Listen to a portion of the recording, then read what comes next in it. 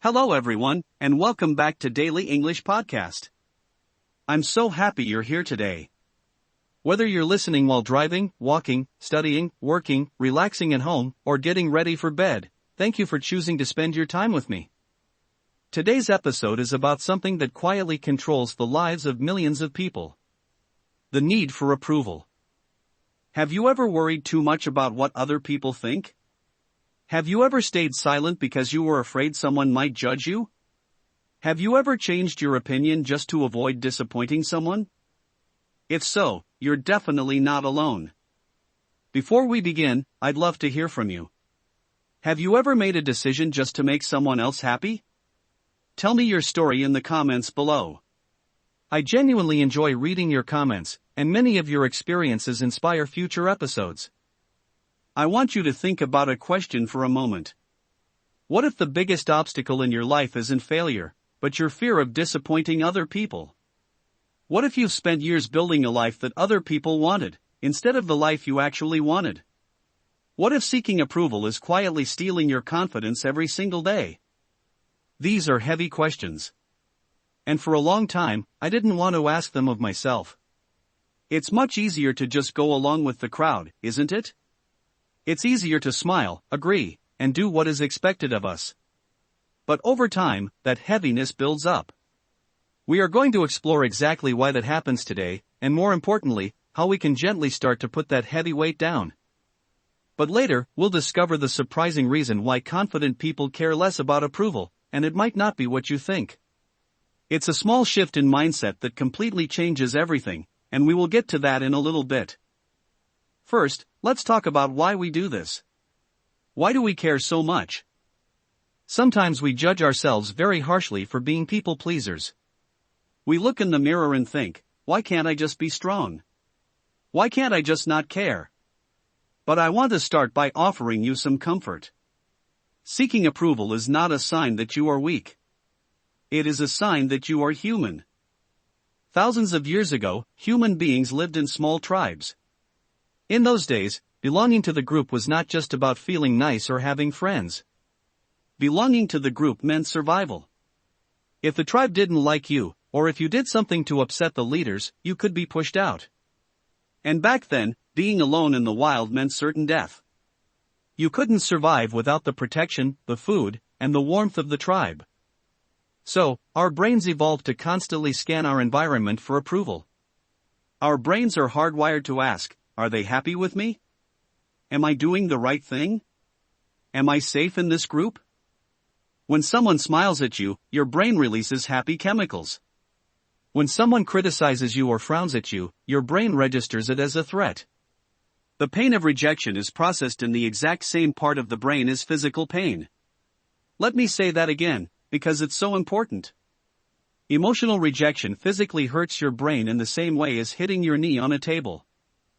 So, if you find yourself constantly trying to keep everyone happy, please be kind to yourself.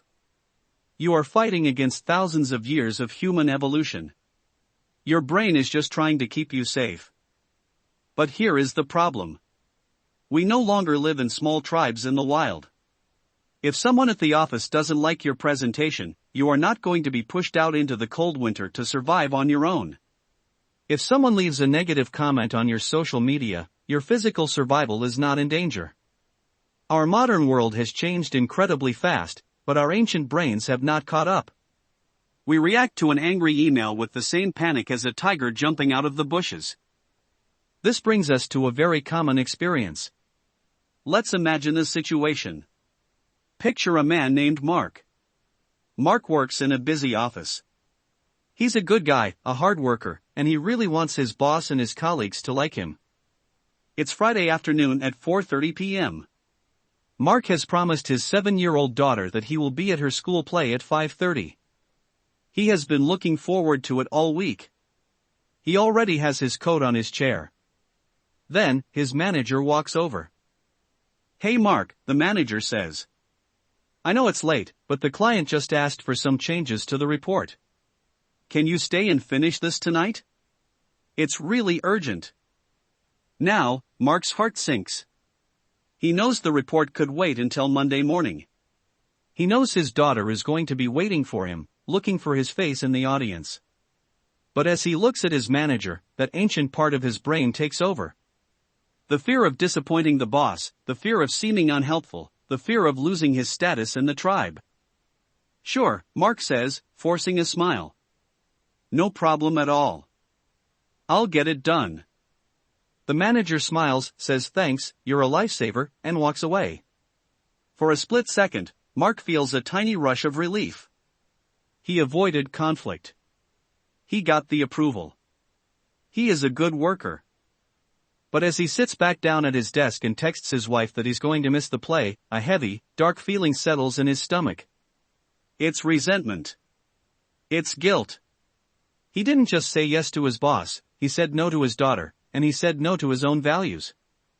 Have you ever noticed how the cost of always saying yes is usually paid by the people who love us the most, or by ourselves? This is the hidden trap of people-pleasing. We think we are being kind. We think we are being helpful. But often, we are just managing our own anxiety. We are trying to control how other people feel about us so that we can feel safe. If you've ever felt like Mark, I want to ask you, has this ever happened to you? Have you ever sacrificed something deeply important to you just to avoid a moment of awkwardness or a tiny bit of disappointment from someone else? I'm curious to know your experience. If you feel comfortable, share it below. It's more common than you think. Let's look a little deeper at where this comes from. The evolutionary psychology explains the human part of it, but our personal childhood experiences shape how strongly we feel this need for approval.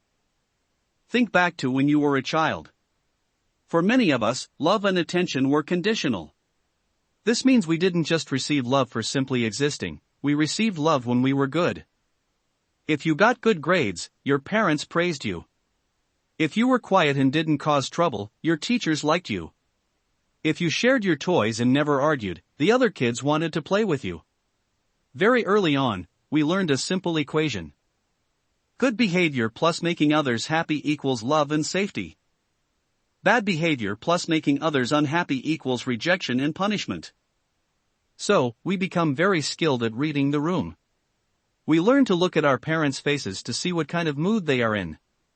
We learn exactly what to say to get a smile and what to hide to avoid anger. We become little chameleons, changing our colors to match whatever environment we are in. Let's talk about Sarah.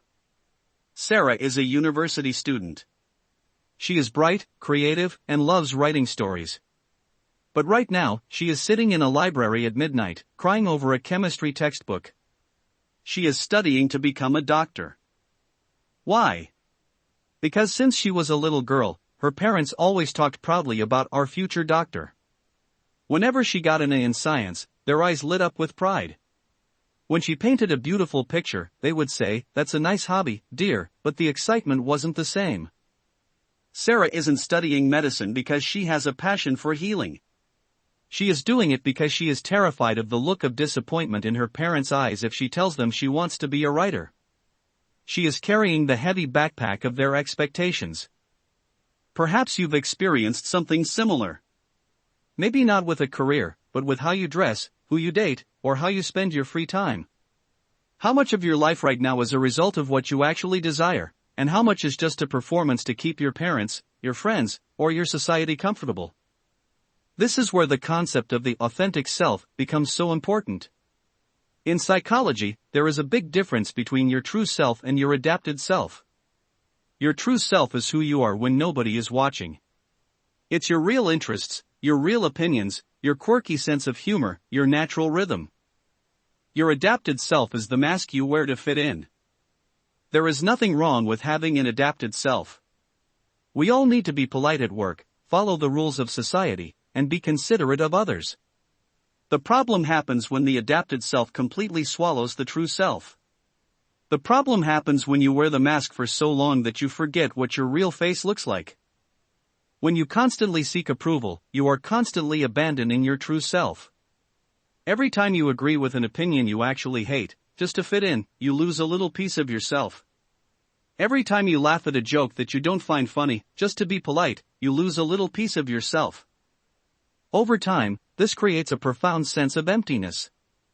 You might look successful on the outside. People might say, oh, they are so nice, so easygoing, so agreeable. But inside, you feel exhausted. And that exhaustion? That is emotional burnout. People-pleasing is incredibly hard work. You are constantly calculating, constantly trying to predict what other people want, constantly monitoring their reactions. It drains your energy.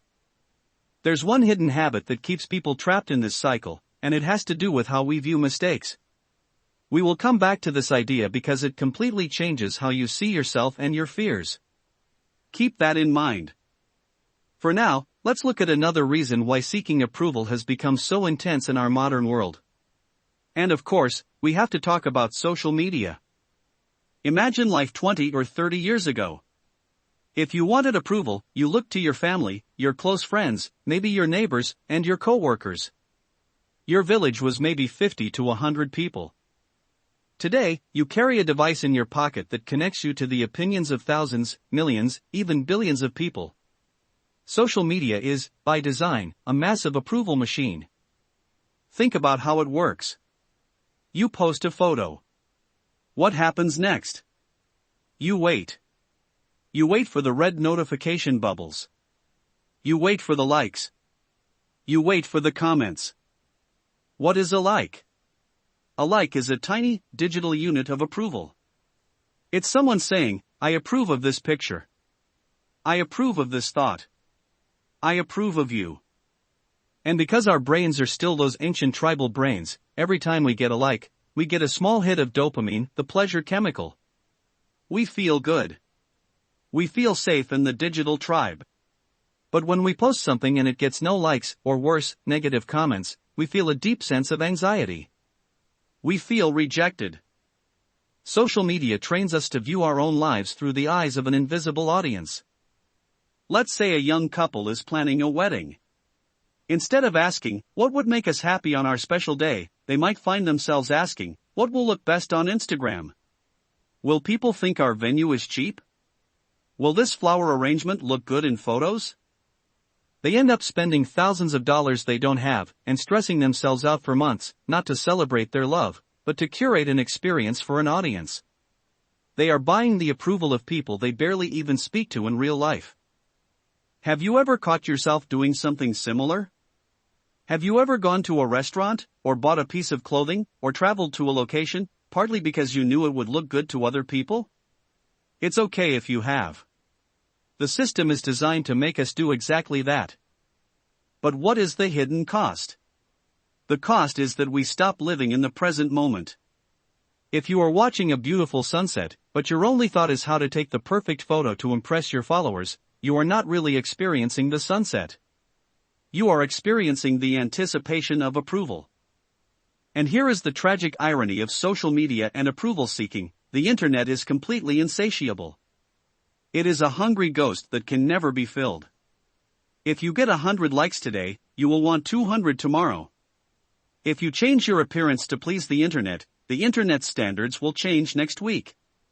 You can never win a game where the rules are constantly changing and the audience is impossible to satisfy. So, how do we begin to step out of this? How do we start to lower the volume of the world's opinions and turn up the volume of our own inner voice? It starts with understanding a fascinating psychological phenomenon called the spotlight effect. I want you to imagine you are walking into a crowded party. You just spilled a tiny drop of coffee on your white shirt right before you walked in. It's a small stain, maybe the size of a coin, but to you, it feels like a giant, flashing neon sign. You walk into the room, and you are convinced that everyone is looking at the stain. You think they are whispering about it. You try to cover it with your hand, you stand awkwardly, and you feel embarrassed the entire night. This is the spotlight effect. It is the belief that people are paying much more attention to us than they actually are. We feel like there is a bright spotlight shining on us, highlighting all our flaws, our mistakes, and our awkward moments. But here is the beautiful, liberating truth: there is no spotlight. While you are walking through the party agonizing over the coffee stain on your shirt, the person next to you is worrying that they talk too much, the person across the room is stressing about a deadline at work, and the person pouring the drinks is just hoping their feet stop hurting. Everyone is the main character in their own movie. they are not the audience in yours. People are thinking about you far, far less than you imagine. I know that might sound a little lonely at first, but honestly, it is the most freeing realization you can have. If people are mostly worried about themselves, then why are you twisting yourself into knots trying to impress them? Why are you changing your life to avoid the judgment of people who aren't even paying attention? When you truly internalize the spotlight effect, you realize that most of the approval you are seeking is from an audience that isn't really watching. Earlier, I promised we would talk about the hidden habit that keeps people trapped, and how it connects to our view of mistakes. Let's resolve that curiosity loop right now. That hidden habit is perfectionism. Many people wear perfectionism like a badge of honor. In job interviews, when asked for a weakness, people love to say, "Oh, I'm just too much of a perfectionist. I care too much." They say it like it's a secret superpower. But from a psychological standpoint, perfectionism is not about high standards. True high standards are about wanting to do good work and grow. Perfectionism is entirely different.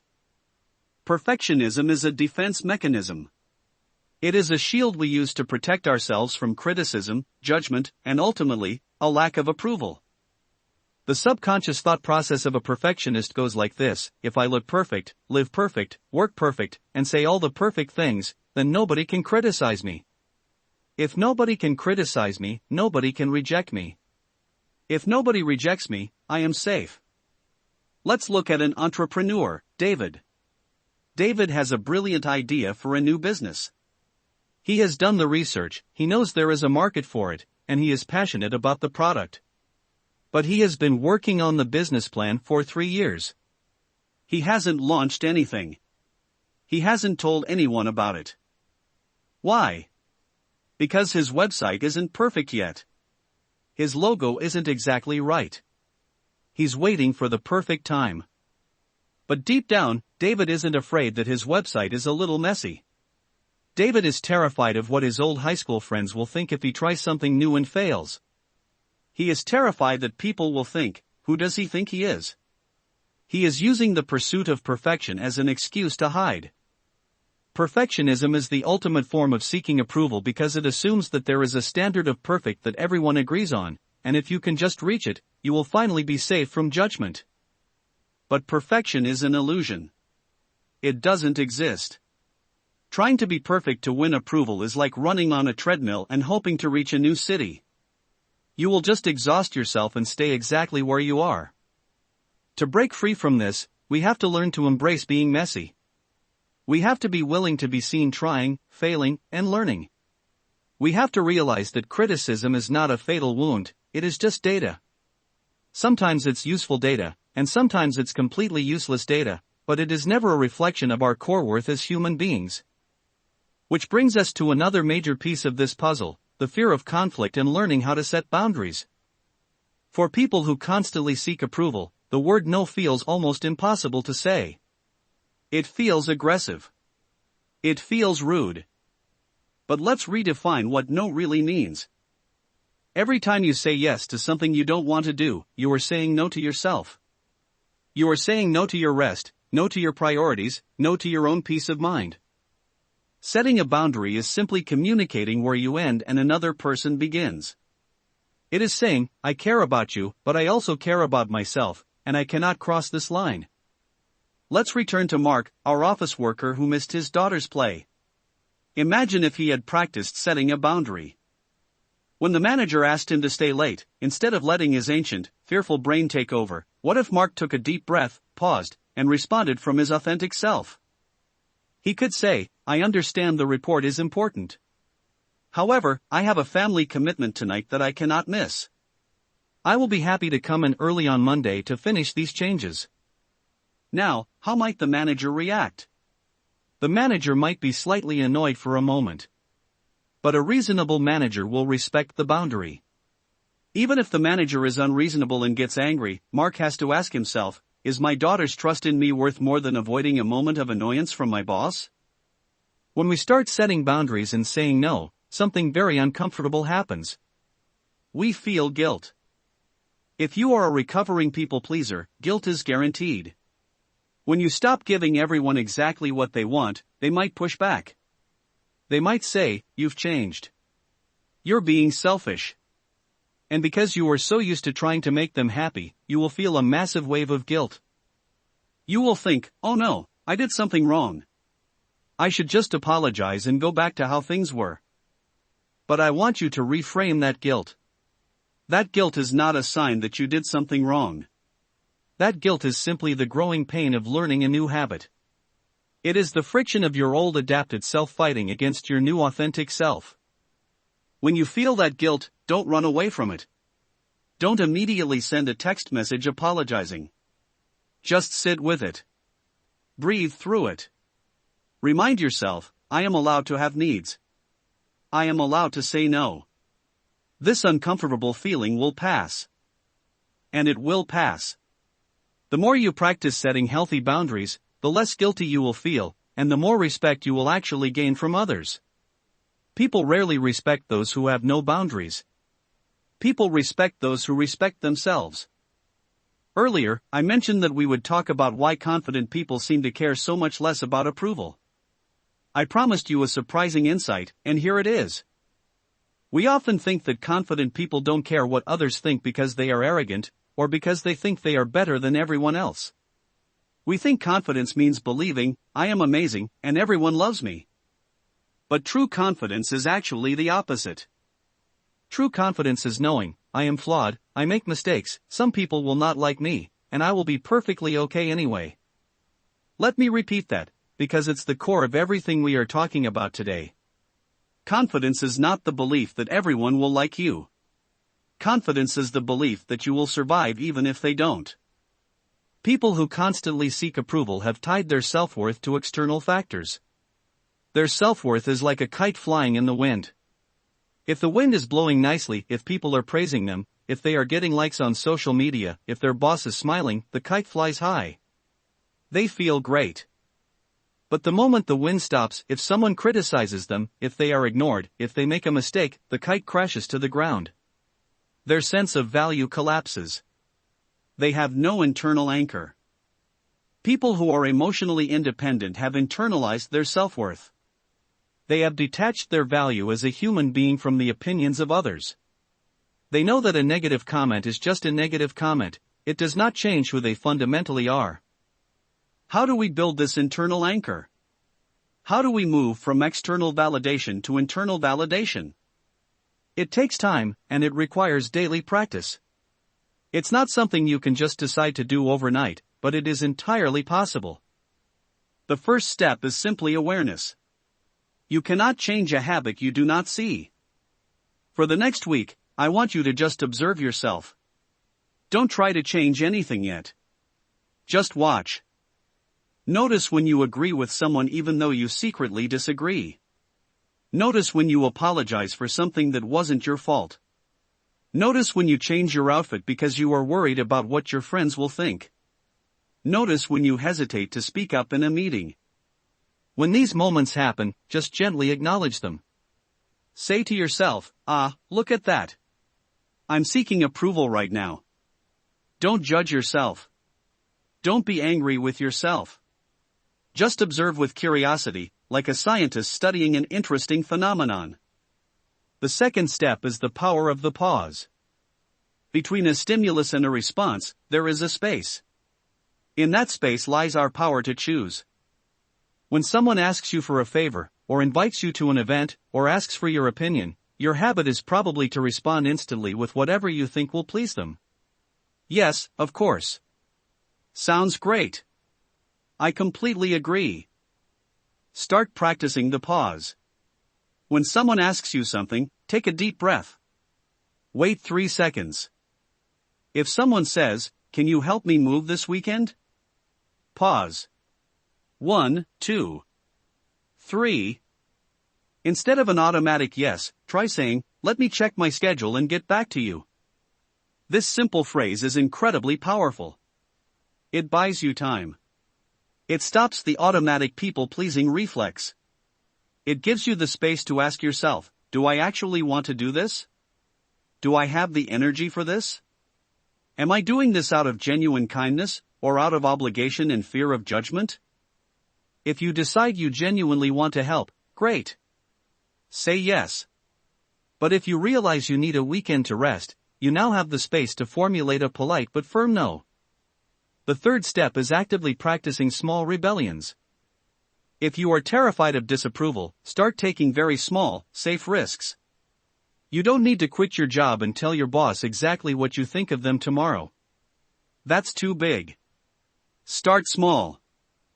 Wear a shirt that you love, but that you usually think is too bold for everyday wear.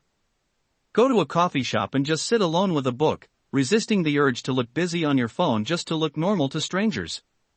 Express a mild, differing opinion about a movie or a song when talking with a friend. These small acts are like going to the gym for your courage. You are lifting very light weights of discomfort. You will survive these small moments of potential judgment, and your brain will start to learn, oh, wait. I did something different, and the world didn't end. I am safe. Over time, you can increase the weight. You can start setting bigger boundaries. You can start having more difficult conversations. You can start making career or relationship choices based entirely on your own inner compass. Let's look at one more everyday situation. Think about the last time you received a compliment. What did you do? If you are like many people who struggle with self-worth, you probably deflected it. If someone says, "You did a fantastic job on that presentation," you might say, "Oh, it wasn't a big deal, I had a lot of help." If someone says, "I love your dress," you might say, "This old thing? I got it on sale for $10. We deflect compliments because accepting them feels uncomfortable. It feels like taking up space.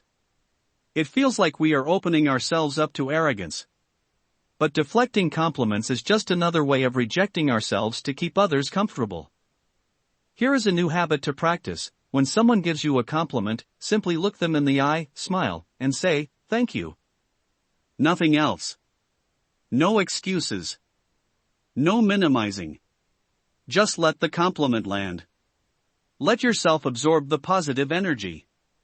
It will feel very strange at first, but it is a powerful way to build your internal sense of worth. You are telling your brain, "I am allowed to receive good things without apologizing for them." As we talk about all these changes, I want to address something very real. When you stop seeking everyone's approval, some people might be unhappy with you. The people who benefited the most from you having no boundaries will be the ones most upset when you finally build some. The people who relied on you always saying yes will be annoyed when you start saying no. They might call you difficult. They might distance themselves from you. This is the hardest part of the journey. But it is also the most necessary sorting process. When you start living authentically, you will naturally filter out the people who only loved your adapted self. You will lose the people who only wanted you around because you were useful and compliant. But what you gain is so much more valuable. You will make space in your life for people who love your true self. You will find friends and partners who respect your boundaries, who value your honest opinions, and who want you to be healthy and happy, not just convenient. More importantly, you will become a friend to yourself. Think about how you treat your best friend. When they make a mistake, do you tell them they are worthless? When they are tired, do you force them to keep working? No. You show them compassion. You offer them rest. You support them. You must learn to become your own best friend. You must learn to offer yourself that same compassion and support. When you have a solid, loving relationship with yourself, the opinions of the outside world simply matter less. They become background noise rather than the steering wheel of your life. Let's do a little exercise together right now. Wherever you are, if it's safe to do so, I invite you to close your eyes for a moment. Just take a slow, deep breath in, and let it out. Picture yourself 5 years from now. Imagine you have spent the next 5 years practicing everything we've talked about today. Imagine you have learned to set boundaries. Imagine you have stopped overthinking every text message before you send it. Imagine you have stopped twisting your life to fit into boxes built by other people. Look at that future version of yourself. How do they stand? What does their face look like? I imagine they look lighter. I imagine their shoulders are relaxed. I imagine they have a quiet confidence in their eyes. They aren't loud or boastful, but they are peaceful. They know who they are. Now, imagine that future version of you looking back at you right now, in this present moment. What would they say to you? They would probably say, "It's okay. You can let it go now. You don't have to carry all that weight anymore. You are enough exactly as you are. Open your eyes." That future is not a fantasy. It is entirely within your reach. It is built one tiny choice at a time. It is built every time you choose honesty over comfort. It is built every time you choose your own well-being over someone else's minor convenience. You are allowed to take up space in this world. You are allowed to have opinions that clash with others. You are allowed to be a little messy, a little complicated, and completely, beautifully human. Remember, the goal is not to stop caring about people. The goal is not to become cold or selfish. Caring about others is a wonderful trait. Empathy is a gift. The goal is simply to make sure that you are on your own list of people to care about. The goal is to ensure that while you are considering everyone else's feelings, you are not completely ignoring your own. You don't need everyone's approval to live a meaningful life. You really don't. History is full of incredible people who were deeply misunderstood and heavily criticized in their time. If they had waited for everyone's approval, they would have never created art, fought for justice, or changed the world. Your worth isn't decided by strangers on the internet. It isn't decided by a demanding boss or by the expectations of family members who don't truly understand you. Your worth is inherent. You were born with it. You cannot earn it by being perfect, and you cannot lose it by making mistakes. You deserve to be authentic. You deserve to discover what you genuinely love, what you genuinely believe, and how you genuinely want to spend the precious days of your life. Courage grows every time you choose honesty over approval. It might feel scary at first, like stepping out onto a high wire without a net. But with every step, you realize that you are your own net. You will catch yourself. You will be okay. As we come to the end of our time together today, I want you to take a moment to appreciate yourself for listening to this. Just thinking about these concepts is a huge step forward. It means you are waking up. It means you are ready to reclaim your energy and your life. If today's conversation helped you, please give this video a like and subscribe to Daily English Podcast for more relaxing English listening practice and meaningful conversations about life. And before you leave, I'd really love to hear from you. What's one situation where you finally stopped worrying about other people's opinions? Or maybe you're still struggling with it. Share your thoughts in the comments below. Your story might help someone else who needs to hear it today. Thank you so much for spending this time with me. Take care of yourself. Be kind to yourself. Keep learning. Keep growing. And I'll see you in the next episode of Daily English Podcast.